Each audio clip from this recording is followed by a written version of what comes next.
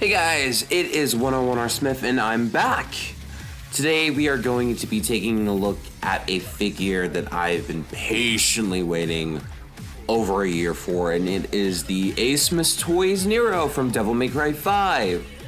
Now, this action figure got announced back last June of 2019 and was up for pre-order as of November of last year.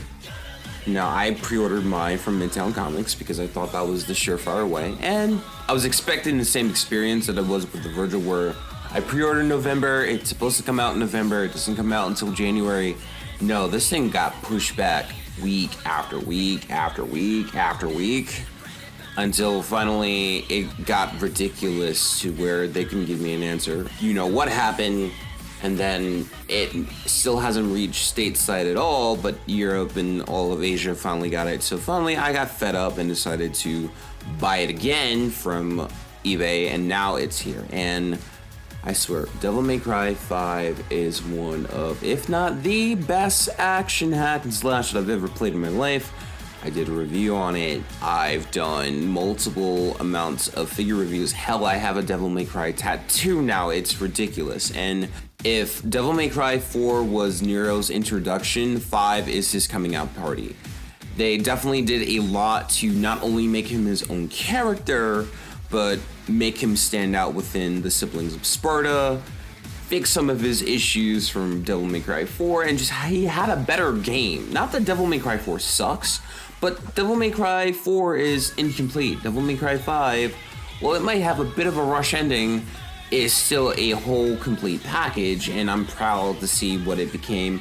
I've played this game multiple times, and Nero, I loved his design, even though some people got a little scared at first because they thought, oh no, they're bringing back aspects from DMC Devil May Cry. Look, it works, and I'm so happy that they were able to put all the pieces together, from his art to his actor. Johnny Young Bosch has a better game. Nero is finally complete, and we finally have a nice 1/6 scale figure of him. So let's open up the box and see what we have. Out of the box, and here comes Nero, and he's very impressive for what you get out of the box. Now, I'm gonna be honest, it's not quite perfect, and the imperfection mainly comes from the jacket. When you're seeing it on screen, it's basic gray. When you've had it in your hand like I did, this is gray but with a purplish tint, and it doesn't quite fit with the in-game model. I remember the in-game model being a nice dark shade of blue with some leather material, or at least pleather material near the shoulders. Color scheme is a bit off, but outside of that, this action figure has a ton of detail, from the ripple effects from his inside shirt to the Order of the Sword pendant, and I really love those details. According to Asmus Toys, they use 3D printing as their basis in comparison to the other DMC figures. They 3D printed Nero straight from his in-game model and then did a few touch-ups. With his face sculpt, not quite perfect, but it is much better than his original. I remember when the first screenshots came out for this figure, a lot of people said he looked like Tom Holland with hair dye. And while it's not completely perfect to his character, it is a lot better, seeing as how they had a real-life basis for Nero's in-game model to begin with. All the details combined, while it doesn't have to look completely down, I would say it has it 85% there and is very satisfactory to what we have. And while he looks great, let's take a look at some of his accessories to see how well they hold up too. Up we have Nero's signature gun, the Blue Rose. It is a double barrel pistol that he holds up, and he's one of the few characters in Devil May Cry that you see refilling ammo throughout the game. Obviously with Dante and Ebony and Ivory, they're demonically powered, so he has unlimited ammo, whereas Nero actually has to reload his weapons. Blue Rolls, it's a great little detail. The chamber actually revolves. It has the Blue Rose printed on the hand, and it looks really great. However, I do feel that it's a bit on the small side.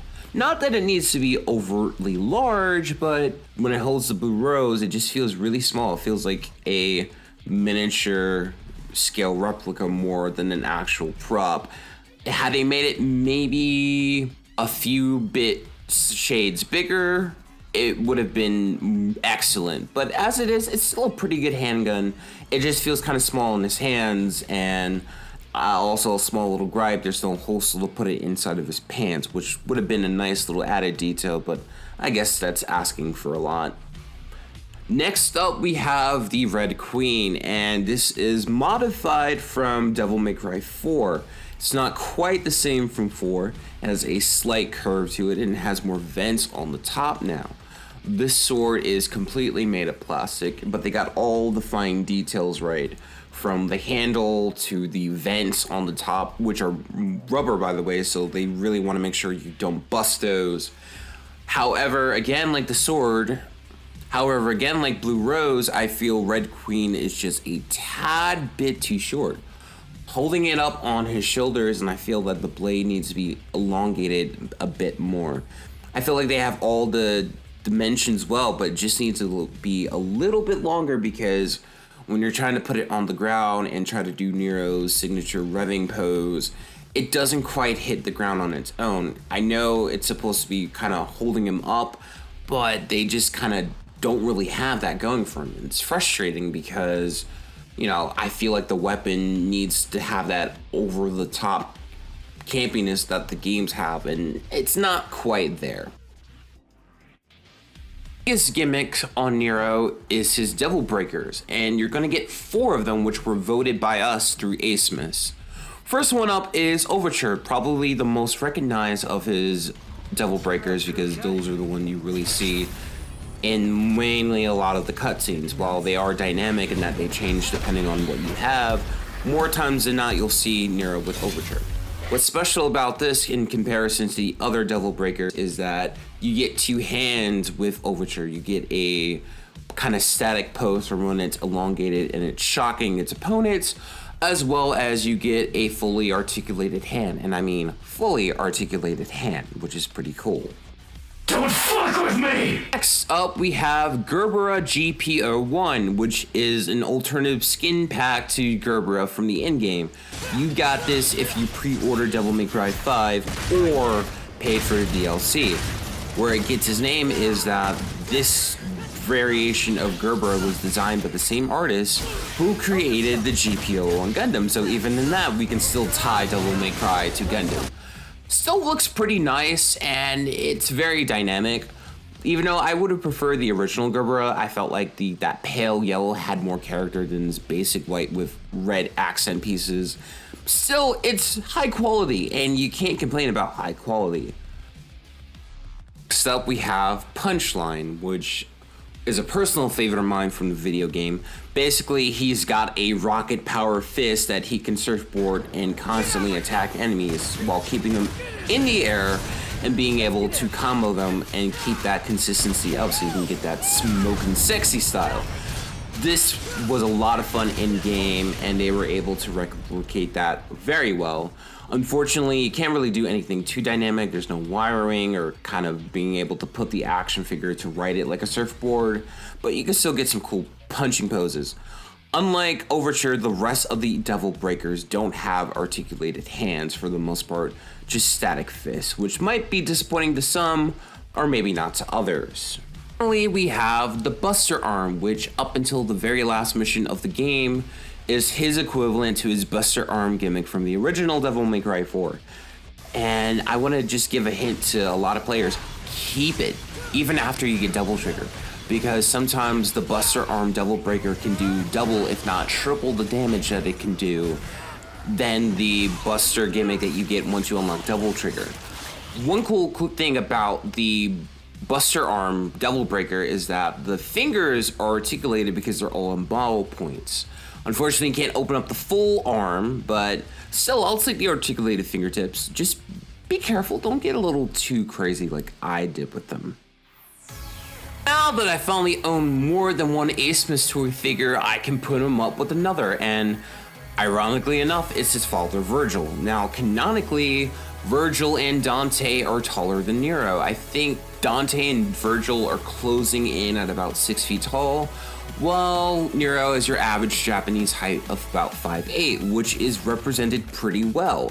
while Vergil is taller, they still fall in line with each other, even though this is technically not the same Vergil from 5. Though it would be nice if one day Asmus came back with a color variant with a more accurate head sculpt to 5 rather than 3. Still, if you can pose these two together right, you can get some pretty cool action poses. And with Vergil and his Yamato, with Nero and his Red Queen, they make a perfect match, both father and son, stubbornly proud.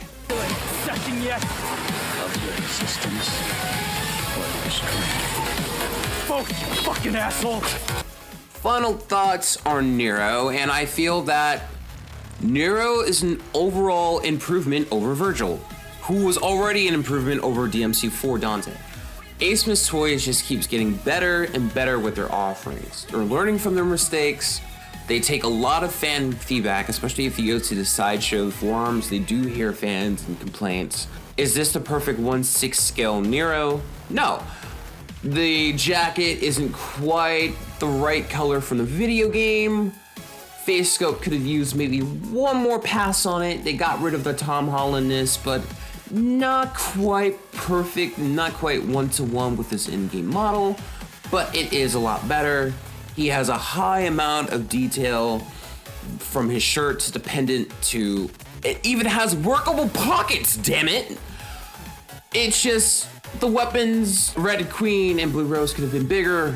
Just, I'd rather them had gone over the top than try to be too realistic about dimensions. The Devil Breakers are held together with magnets, which really help out. You don't have to worry too much about articulation. Reason why I didn't go over articulation was because I had nothing to comment on. This is one of the few times where I really didn't have much to say out of all the 1/6 scale figures that I've mentioned and reviewed on the channel. It's every bit of articulation you would expect from this kind of scale. The only one caveat that I could put is you're going to lose a lot of ankle articulation because of the rubber material of the boots. But it was just so, I don't want to say underwhelming, but so unremarkable that I just didn't feel compelled to actually talk about it outside of that one detail. And just overall, it's a great package. I paid $240 for this, which is a lot more than that Play Arts guy I looked through 3 years ago. The arm can go up about that high.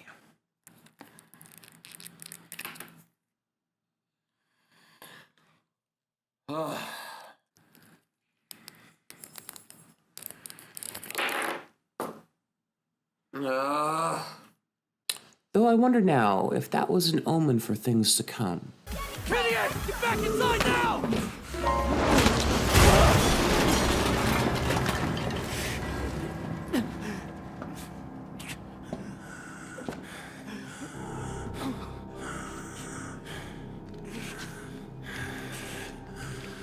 I'm taking this back.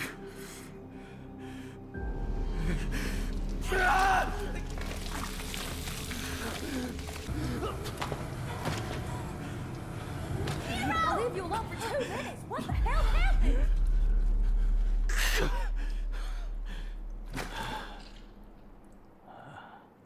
Still, it's great. If you're looking for articulation, you might want to go for the 1,000 Toys Nero. It's about close to $100 cheaper than this 5-inch figure scale, but it has a lot more articulation than 1/6. 1/6, you're looking for presentation. You do want some articulation. It is there. Not quite perfect, but a great package to have nonetheless, and a great addition to my collection. And this is not the end. I already have Lady, and I will be getting either DMC3 Dante or DMC5 Dante.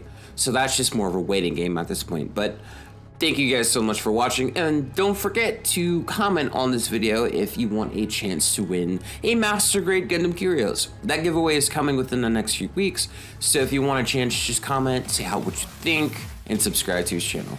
This is 101 Smith, and I will see you later. Peace.